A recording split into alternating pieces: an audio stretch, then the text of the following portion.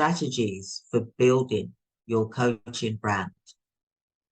It's a proven path to 7 figures.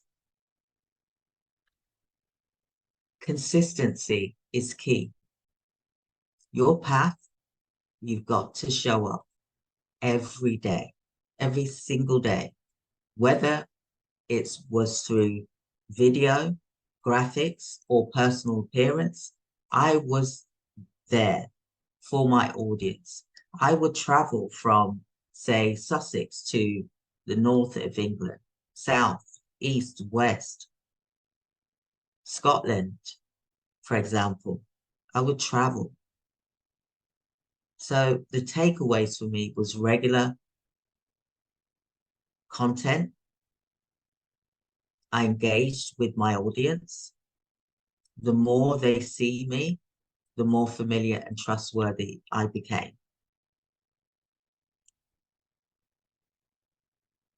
I harnessed the power of video. I connected with my audience on a personal level, allowing them to see the face and passion behind the brand.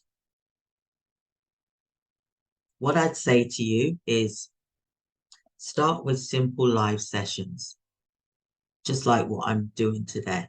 Can be recorded. It doesn't have to be live. You can do webinars. You can do pre-recorded videos. Videos establish a deeper connection and is a powerful tool for coaches to use. So graphics also play a part.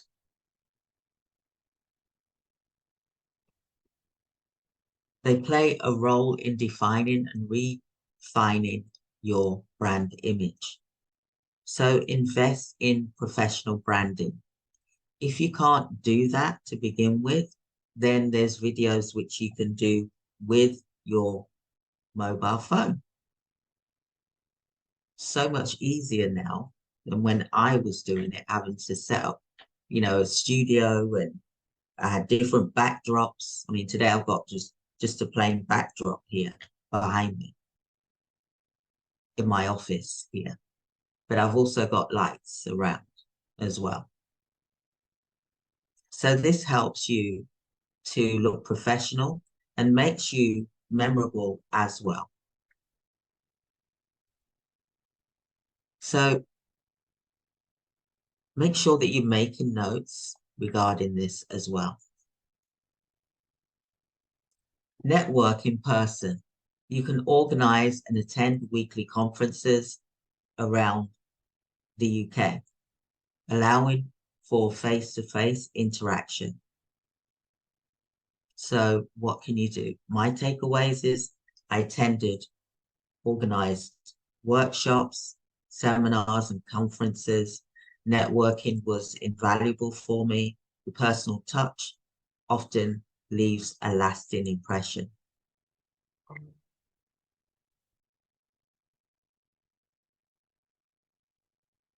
Position yourself as the expert. I know you're just starting out, but what is it that you can say that positions you as an expert? You've lived a journey, now you can preach. That's me. I can now talk about how to do things because I've lived the journey. The takeaway, share your successes, but also the hurdles that you faced. Be authentic in storytelling, establishing credibility.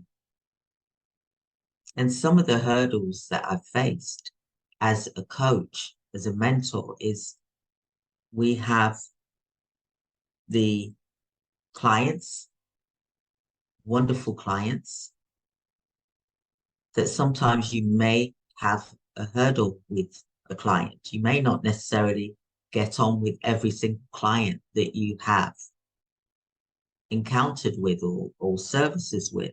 And that is natural. That is okay. Not everyone is going to like what you do and how you do it. because that's part of business. There's the good and there's also the bad side of things as well.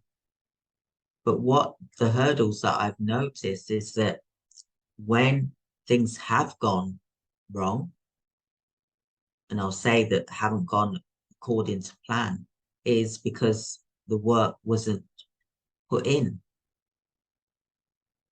that there was a misunderstanding.